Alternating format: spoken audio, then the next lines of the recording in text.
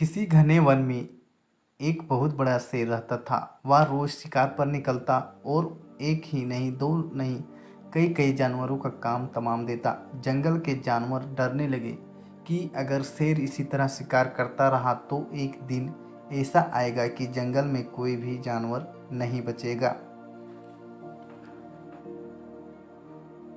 सारे जंगल में सनसनी फैल गई। शेर को रोकने के लिए कोई ना कोई उपाय करना जरूरी था। एक दिन जंगल के सारे जानवर इकट्ठा हुए और इस प्रश्न पर विचार करने लगे। अंत में उन्होंने तय किया कि वे सब शेर के पास जाकर उनसे इस बारे में बात करें। दूसरे दिन जानवरों के एक दल शेर के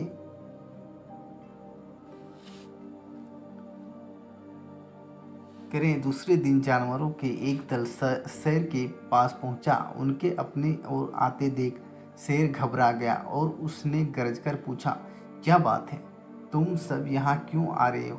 जानवर दल के नेता ने कहा, महाराज, हम आपके पास निवेदन करने आए हैं। आप राजा हैं और हम आपकी प्रजा। जब आप शिकार करने निकलते हैं तो बहुत जानवर मार डालते हैं, आप सबको खा भी नहीं पाते। इस तरह से हमारी संख्या कम होती जा रही है। अगर ऐसा ही होता रहा तो कुछ ही दिनों में जंगल आपके सिवाय और कोई भी नहीं बचेगा। प्रजा के बिना राजा भी कैसे रह सकता है? यदि हम सभी मर जाएंगे तो आप भी राजा नहीं रहेंगे। हम चाहते हैं कि आप सदा हमारे राजा बने रहें। आपसे हमारी विनती है कि आप अपने घर पर ही रहा करें। हर रोज़ समय आपके खाने के लिए एक जानवर भेज दिया करेंगे। इस तरह से राजा और प्रजा दोनों ही चैन से रह सकेंगे। शेर को लगा कि जानवरों की बात में सच्चाई है। उसने पल भर सोचा, फिर बोला, अच्छी बात है, मैं तुम्हारे सुझाव को मान लेता हूँ, लेकिन याद रखना, अगर किसी भी दिन तुमने मेरे खाने के लिए नहीं पूरा भोजन नहीं भेजा तो मैं जितने जानवर चाहूँगा मार डालूँगा। जानवरों के पास तो कोई चारा नहीं, इसलिए उन्होंने शेर की शर्त मान ली और अपने अपने घर चले गए। उस दिन से हर रोज़ शेर के खाने के लिए एक जानवर भेज जाने लगा। इसके लिए जंगल में रहने वाले सब जानवरों में से एक जानवर बारी बारी से चुना जाता था। कुछ दिन बाद खरगोशों की बारी भी आ गई। शेर के भोजन के लिए एक नन्हे से खरगोश को चुना गया। वह खरगोश जितना छोटा था उतना ही चतुर भी था। उसने सोचा, बेकार में शेर के हाथों मरना मूर्खता है। अपनी जान बचाने का कोई ना कोई उपाय अवश्य करना चाहिए और हो सके तो कोई ऐसी तरकीब ढूंढनी चाहिए जिससे सभी को इस मुसीबत से सदा के लिए छुटकारा मिल जाए। आखिर उसने एक तरकीब सोच ही निकाली। खरगोश धीरे धीरे आराम से शेर के घर की ओर चल पड़ा। जब वह शेर के पास पहुंचा तो बहुत देर हो चुकी थी।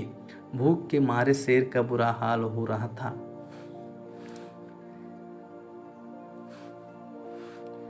जब उसने सिर्फ एक छोटा से खरगोश को अपनी ओर आते देखा तो गुस्से से बौखला उठा और गरजकर बोला, किसने तुम्हें भेजा है? एक तो पिद्दी से हो, दूसरे इतनी देर से आ रहे हो। जिन बेवकूफ़ों ने तुम्हें भेजा है मैं उन सबको ठीक करूँगा। एक एक का काम तमाम ना किया तो मेरा नाम भी शेर नहीं। नन्हे खरगोश ने आदर से जमीन तक झुककर, महाराज, अगर आप कृपा करें मेरी बात सुन लें तो मुझे या और जानवरों को दोष नहीं देंगे। वे तो जानते थे कि एक छोटा सा खरगोश आपके भोजन के लिए पूरा नहीं पड़ेगा, इसलिए उन्होंने 6 खरगोश भेजे थे। लेकिन रास्ते में हमें एक और शेर मिल गया। उसने 5 खरगोशों को मारकर खा लिया।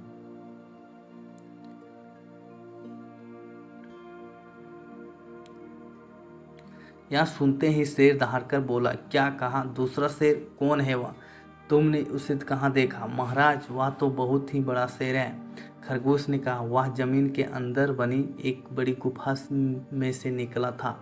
वह तो मुझे ही मारने जा रहा था, पर मैंने उससे कहा, सरकार, आपको पता नहीं कि आपने क्या अंधेर कर दिया है। हम सब आपने लेकिन अपने उनका सारा खाना खा लिया है। हमारे महाराज ऐसी बातें सहन नहीं करेंगे, वे ज़रूर ही यहाँ आकर आपको मार डालेंगे। इस पर उसने पूछा, कौन है तुम्हारा राजा? मैंने जवाब दिया, हमारा राजा जंगल का सबसे बड़ा शेर है महाराज मेरे। ऐसा कहते ही वह गुस्से से लाल पीला होकर बोला, बेवकूफ़, इस जानवर का राजा सिर्फ मैं हूँ। यहाँ सब जानवर मेरी प्रजा है। मैं उनके साथ जैसा चाहूँ वैसा कर सकता हूँ। जिस मूर्ख को तुम अपना राजा कहते हो, उस चोर को मेरे सामने हाजिर करो, मैं उसे बताऊंगा कि असली राजा कौन है। महाराज, इतना कहकर उस शेर ने आपको लिवाने के लिए मुझे यहाँ भेज दिया। खरगोश की बात सुनकर शेर को बड़ा गुस्सा आया और वह बार बार गरजने लगे। उसकी भयानक गरज से सारा जंगल दहलने लगा। मुझे फौरन उस मूर्ख का पता बताओ, शेर ने दहाड़कर कहा। जब तक मैं उसे जान से ना मार दूंगा मुझे चैन नहीं मिलेगा। बहुत अच्छा महाराज, खरगोश ने कहा, मौत ही उस दुष्ट की सजा है। अगर मैं और बड़ा और मजबूत होता तो मैं खुद ही उसके टुकड़े टुकड़े कर देता।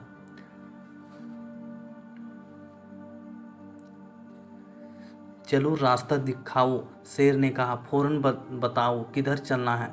इधर आइए महाराज, इधर। खरगोश रास्ता दिखाते हुए शेर को एक कुएं के पास ले गया और बोला, महाराज, वह दुष्ट शेर जमीन के नीचे किले में रहता है, जरा सावधान रहिएगा। किले में छुपा दुश्मन खतरनाक होता है, मैं उससे निपट लूँगा। शेर ने कहा,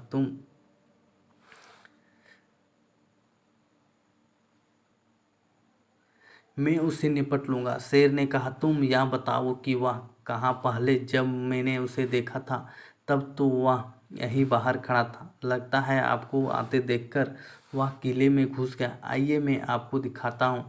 खरगोश ने कुएं के नज़दीक आकर शेर से अंदर झांकने के लिए कहा। शेर ने कुएं के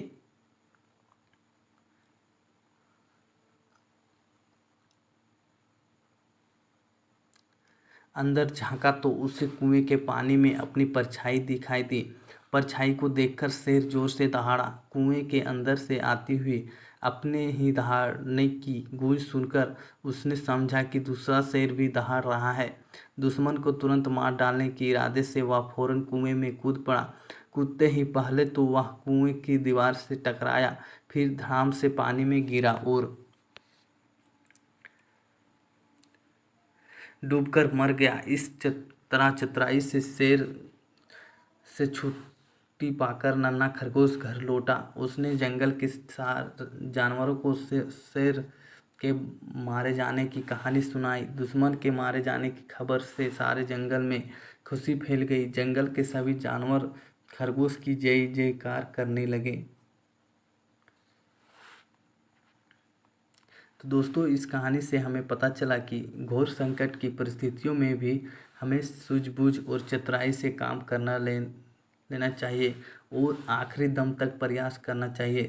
सूझबूझ और चतुराई से काम लेकर हम भयंकर संकट से उबर सकते हैं और बड़े बड़े शक्तिशाली शत्रु को भी पराजित कर सकते हैं। तो दोस्तों, वीडियो को लाइक और चैनल को सब्सक्राइब कर लें।